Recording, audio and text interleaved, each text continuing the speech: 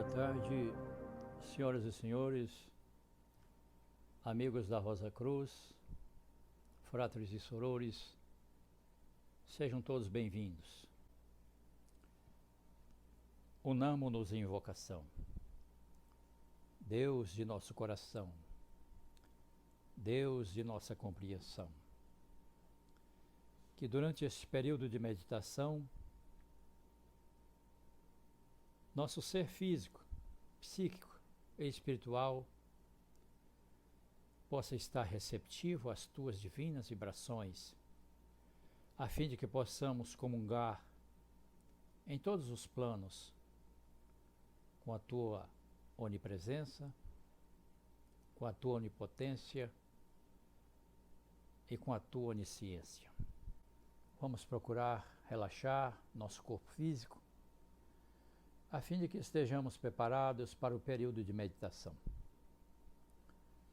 O relaxamento desencadeia a ação de um poder maravilhoso, capaz de produzir efeitos de restauração orgânica, fortalecimento físico, restabelecimento do equilíbrio psíquico e inspiração. Pedimos a todos que procurem sentar-se confortavelmente, com os pés afastados um do outro, apoiando bem no chão, com as palmas das mãos sobre as pernas, coluna ereta, em uma posição confortável. Fechem os olhos. Vamos agora fazer 3 respirações profundas da seguinte forma: inspirar, reter confortavelmente o ar nos pulmões e exalar. Vou acompanhar-vos. Pela primeira vez, inspirar, reter, exalar. Pela segunda vez, inspirar, reter, exalar. Pela terceira vez, inspirar, reter, exalar.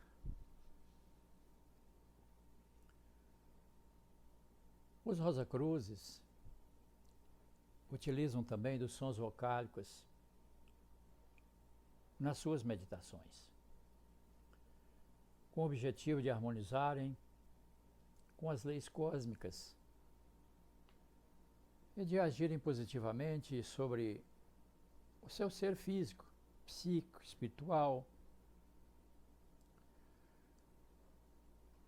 O som que vamos emitir agora é o som Om. Tende a colocar nossa alma em harmonia com o universo, enfim, com Deus do nosso coração. Vou emitir o som vocálico Om em Ré natural, acima do Dó central, uma vez. Em seguida, todos juntos emitiremos 3 vezes. Vou executar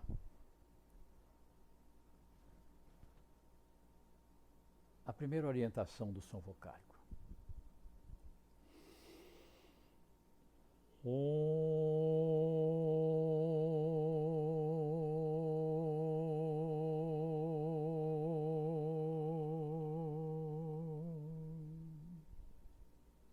Agora, pela primeira vez, todos juntos, inspirar.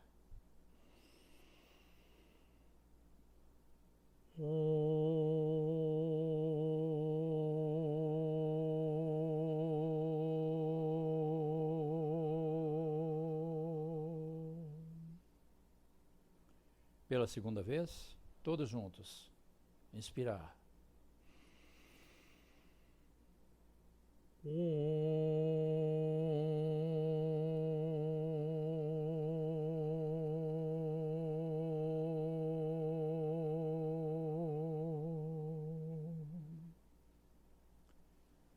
Pela terceira e última vez, todos juntos, inspirar.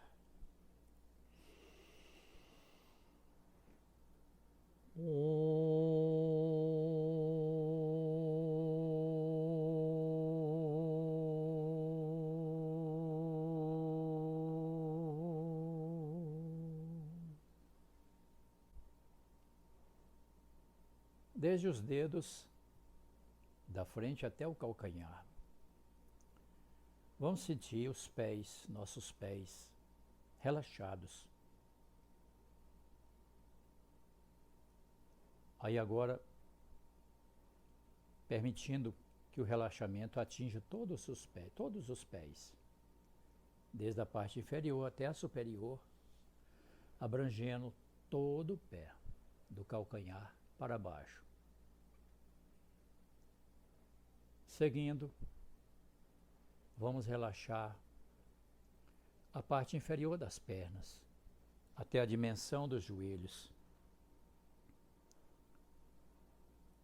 Relaxando. Vamos sentir nossas pernas relaxadas, até a dimensão do joelho. Agora concentrem-se na parte superior das pernas, até a base da cintura. Coxas. Sinta os músculos relaxando, todas as pernas relaxadas. Agora, concentre-se nos quadris, em ambos os lados. Relaxe, do quadril para baixo, tudo relaxado. Afrouxe-se. Sinta-se afrouxando a sua cintura. Agora, concentre-se nas mãos que se encontram em cima das pernas. Sinta suas mãos relaxadas, as palmas, parte superior. Mentalmente sinta suas mãos afrouxando os músculos. Sinta seus pulsos. A parte inferior dos braços até os cotovelos, a parte superior dos braços até os ombros. Concentre-se nos seus ombros, concentre-se na sua coluna, sentindo uma ligação da parte inferior do corpo, do quadril, até a dimensão dos ombros. Sinta todo o seu corpo, tórax, do pescoço para baixo, sendo tomado por uma sensação de relaxamento. Afrouxe-se os músculos do seu corpo. Concentre-se no seu pescoço, na nuca. Agora vai subindo, abrangendo a cabeça, couro cabeludo, testa, sobrancelhas, olhos. Sinta tudo relaxando. Sinta seus olhos como duas glândulas gelatinosas flutuando no espaço ocular. Os músculos do rosto, tudo relaxando. Maxilar inferior, relaxe-se. Assim, sinta todo o seu corpo relaxado. Todo. Permaneça nesse estado de relaxamento, em calma, por alguns. Sinta-se as energias do seu corpo renovarem, revitalizando, se fortalecendo em todas as suas funções. Acalme-se. Permita que as agradáveis notas musicais deste ambiente e as ondas vibratórias construtivas envolvam todo o seu ser em uma irradiante aura de paz, alegria, saúde e paz. Permaneça nesse estado por alguns instantes. Nós continuamos do seu lado, lhe dando todo o apoio. Aproveitando este momento de harmonização, envolva-se em sentimento de virtude, abrangendo todo o seu ser. Pense no amor pela sua vida. Envolva-se de amor, de luz. Sinta a força divina penetrando todo o seu ser. Seja luz, seja um servidor de Deus, seja sempre melhor, aquele que possa servir para a glória de Deus e de toda a humanidade. Aproveite para agradecer por este momento de paz, por tudo aquilo que recebeu e está recebendo e por tudo aquilo que certamente irá receber.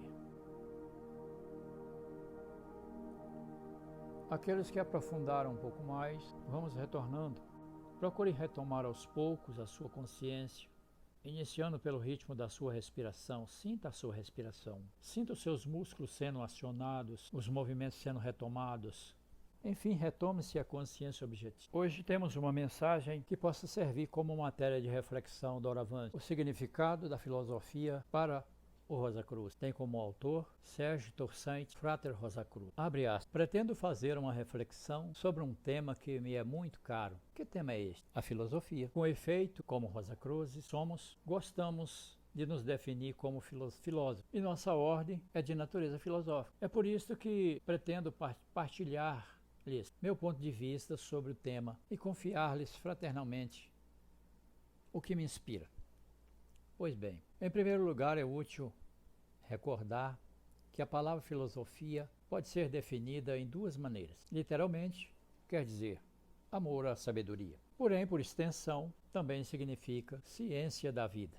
Ainda que essas duas definições sejam complementares, sem dúvida, expressam noções, conceitos e ideias diferentes. Vamos examiná-las? Dessa maneira, podemos pôr em evidência o ideal de comportamento que deve nos animar, não só quando estamos entre Rosacruzes, mas também em nossa vida cotidiana, em contato com nossos irmãos e irmãs do mundo, na sociedade em que vivemos. Vamos agora analisar a primeira interpretação do termo, ou seja, amor à sabedoria. Se considerarmos a primeira definição da palavra filosofia, amor à sabedoria, deduzimos que um filósofo, no sentido nobre deste termo, é alguém que ama a sabedoria. Dizem que foi Pitágoras quem deu origem à palavra filosofia. Antes dele, os filósofos da Grécia Antiga eram chamados de sábios. O Conselho dos Sábios era uma instituição em Atenas. Este conselho, ou aquele conselho, reunia os melhores pensadores da época, os quais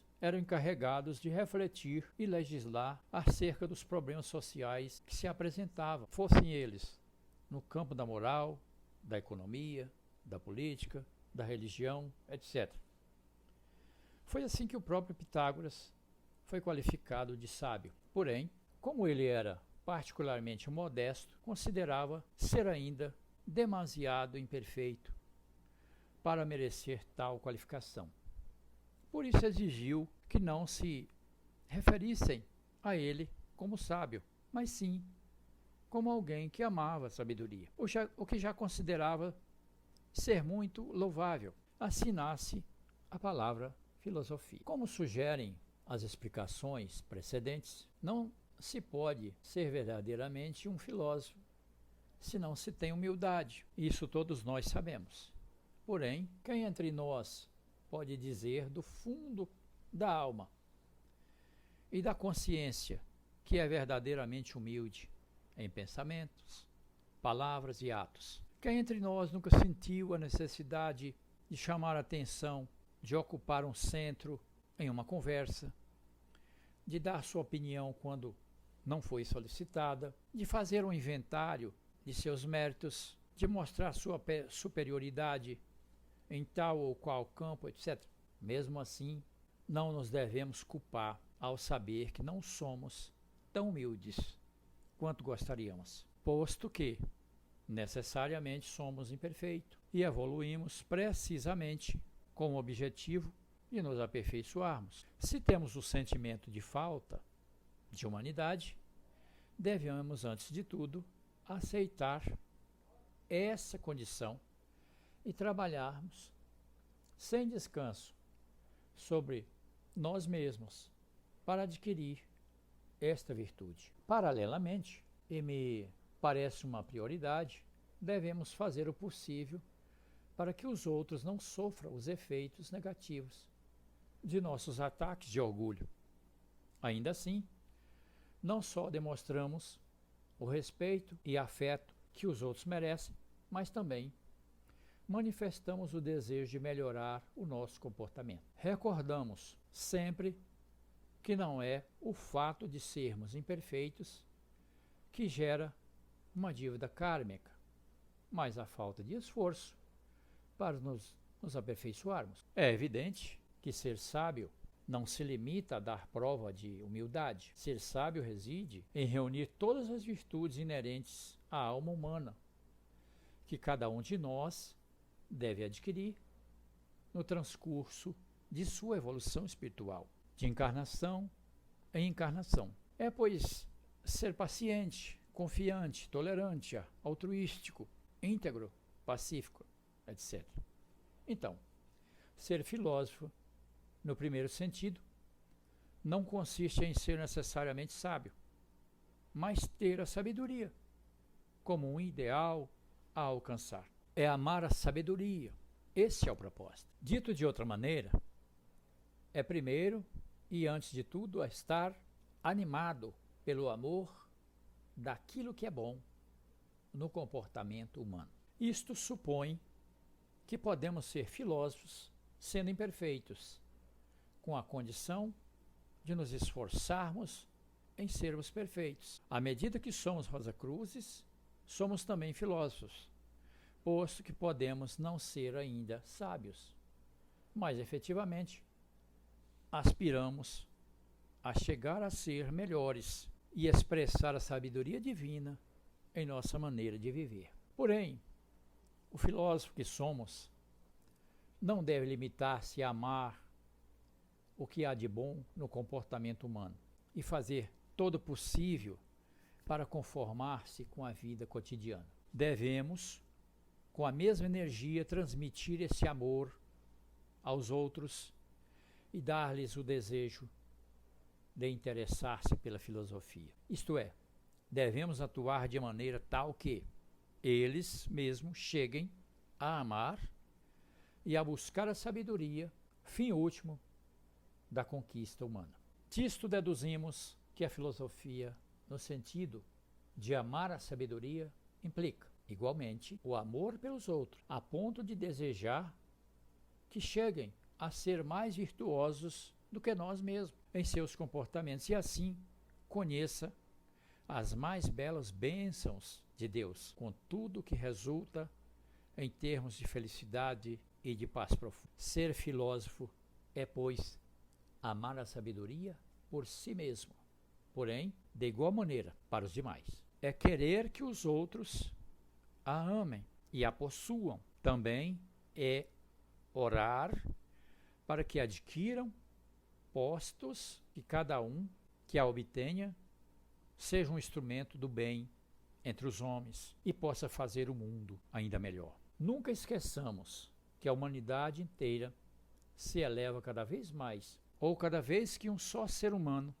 faz uso da sabedoria, o que finalmente nos leva a dizer que a filosofia, na expressão mais pura do termo, em seu sentido literal, é o amor de Deus, tal como se manifesta por meio do homem, seja ele quem for. Por fim, vamos analisar a segunda interpretação do termo, a ciência da vida, ou seja, a filosofia como a ciência da vida. Ou seja, o sentido de ciência, a vida, como sabemos, serve de suporte à evolução da alma humana. Com efeito, é porque ela possui um corpo físico, que é capaz de evoluir no plano terrestre.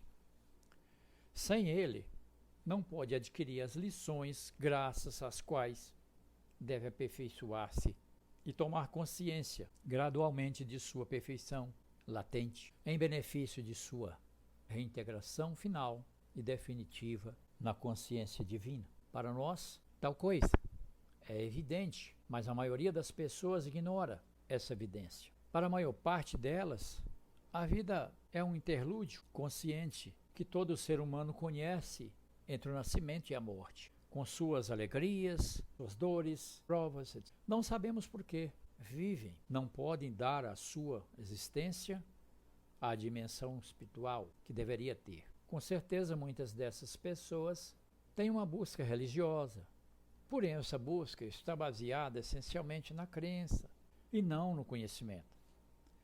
Então, a ciência da vida não é outra coisa que o conhecimento. Mas o que é conhecimento, no sentido filosófico do termo? Em primeiro lugar, é saber em que consiste a meta ontológica da vida, tal como definimos. Dito de outra maneira, é saber que vivemos para evoluir até a perfeição de nossa própria natureza divina.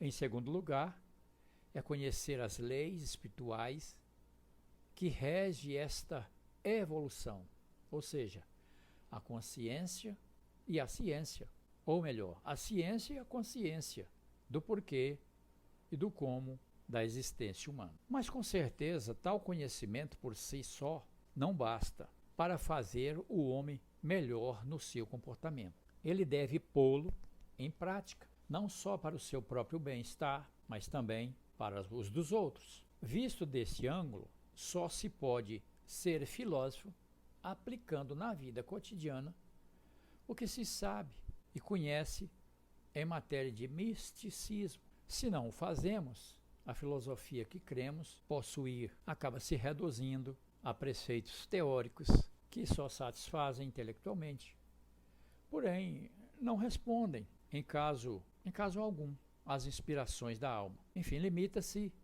a dar-nos uma mera ilusão de sermos filósofos? Dissemos que ser filósofo é aplicar o conhecimento das leis que regem a evolução espiritual do homem. Entre estas leis, há uma que todos conhecem e que é de extrema importância, a lei do karma. Como é conhecida esta lei, também chamada de lei da compensação, a qual opera de tal maneira que cada um colhe cedo ou tarde aquilo que plantou, seja negativo, seja positivo. Estamos de acordo que o fato de ter consciência não basta para nos incitarmos sempre a bem pensar, bem falar, bem agir, seja entre Rosa Cruz ou não. Isto não nos impede a ter, às vezes, pensamentos negativos, propósitos malévolos ou exasperados e a cometer atos reprováveis. Se isto acontece, é precisamente porque ainda não temos a vontade de aplicar o que sabemos, não só com relação à lei do karma, mas também com respeito às outras leis que se relacionam com a nossa evolução interna. Devemos cultivar esta vontade e transformá-la em suporte de nossa existência, objetivando viver conforme a nossa filosofia. As observações anteriores me conduzem a evocar outro ponto indissociável da filosofia. Conhecemos o adágio: filosofia sem consciência é a ruína da alma, que é atribuído a Rabelais. Aplicada à ciência materialista, significa que ela é uma fonte do mal, de destruição, se não é utilizada com um fim humanista, isto é, a serviço do homem, tanto no plano material como no espiritual. Porém, isso esclarece o que dissemos anteriormente. Com efeito, ilustra o fato de que possuir a ciência da vida é útil ao bem somente se a pregamos realmente, somente se a empregamos realmente para a evolução da consciência, seja em sua expressão individual, seja em sua expressão coletiva. Caso contrário, não beneficia o florescimento da alma. Parafraseando um pouco a sua aplicação estritamente filosófica, este adágio, em sentido positivo, diria, por oposição, que ciência com consciência faz a felicidade da alma. Tudo isso nos reporta para uma terceira interpretação: o amor da vida. Dado que a filosofia é ao mesmo tempo amor à sabedoria, também a ciência da vida, podemos combinar essas duas definições para encontrar uma terceira dimensão, a qual aparece imediatamente como amor pela vida. É fato que não se pode ser filósofo se não se ama a vida, pois, como dissemos antes, ela serve de suporte à evolução da alma humana e lhe permite elevar-se até a perfeição, bastando para tanto alcançar o estado de pureza absoluta. Esta é uma das mais belas leis divinas. É o alento graças ao qual Deus vive e se contempla através de nós. Por todas essas razões, devemos amar a vida e fazer tudo o que estiver ao nosso alcance para que esta seja bela, feliz, útil, apesar das dificuldades, das provações com que às vezes nos defrontamos. Em poucas palavras, devemos fazer, fundamentalmente, nossa filosofia. Lembra-nos constantemente que a grandeza do homem se situa no fato de que ele não é somente um ser vivo, mas também uma alma vivente. Porém, a vida não se manifesta unicamente por meio do homem. Também se expressa através de todos os seres viventes que povoam o nosso planeta. Isso significa que um verdadeiro filósofo ama e respeita todos os seres viventes nesse reino da natureza, pois que cada um deles serve de veículo para a alma universal se manifestar, participando plenamente da sua evolução. Então, nesta ordem de ideias, devemos considerar que todos os animais são nossos irmãos inferiores. Para mim, é evidente que ainda que os mais evoluídos deles, quem sabe, possam ser futuros seres humanos. É a lei da evolução. Quem duvida disso? Nesse aspecto, todos os sofrimentos que lhes impomos, por razões às vezes injustificadas, são uma ofensa a Deus e pode gerar karmas negativos para toda a humanidade, especialmente com relação às enfermidades. Assim será enquanto fizermos sofrer inutilmente os animais, pois devemos aprender a amá-los e a considerá-los como uma extensão de nós mesmos, por que não? Com o mesmo valor de nossos seres. Em sua aplicação mais nobre, a filosofia inclui o amor a todos os seres que a vida trouxe para esse mundo. Ponto. O que dá à palavra fraternidade uma dimensão universal, por que não divina? Quero insistir num ponto muito importante. Sabemos que a filosofia Rosa Cruz é profundamente espiritualista. Afirma a existência de Deus e a possibilidade do homem estudar as leis divinas. Estou convencido que é neste estudo que reside a razão de nossa existência na Terra e a chave da felicidade que aspiramos. Além disso, nossos ensinamentos nos mostram como atuar no plano espiritual para contribuir com ele e com o bem. Neste sentido, todos temos o dever de ajudar a todos os que sofrem, seja física ou moralmente. Esse dever é a base da obra humanitária que os Rosa Cruzes se consagram desde há séculos na aplicação da sua filosofia.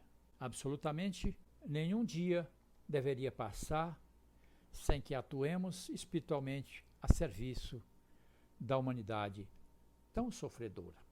Se desejei falar do sentido de um Rosa Cruz, deve dar à palavra filosofia, é simplesmente porque desejo que cada um entre nós se converta verdadeiramente em filósofo. Estou convencido que é na filosofia que reside a base da busca que temos empreendido sobre os auspícios da Rosa Cruz. Compreendo também que a maior importância dos nossos estudos não se encontra na aquisição de poderes psíquicos em estado latente ou em tais ou quais faculdades que seja possível desenvolver. Este desenvolvimento é importante, mas pode ser secundário quando você vislumbra um despertar maior de nossas faculdades espirituais, as quais correspondem precisamente às virtudes da alma. Numerosos grandes iniciados do passado, penso em Sócrates, Plótino, Milarepa, Rumi, Spinoza, Louis Claude, Saint Martin, Gandhi e em tantos outros, não otorgavam nenhum interesse a esses poderes. É claro, eles formam parte das mais belas almas já conhecidas pela humanidade e são testemunhas eternos da sabedoria divina. Aí se pergunta, ou se afirma, eles foram filósofos? Todos estão imbuídos, a partir de agora, de fazerem uma reflexão bem profunda sobre o conteúdo deste texto. Esse é o propósito da meditação. Vamos refletir sobre esta mensagem. O que ela representou, o que ela passa a representar para você a partir de agora.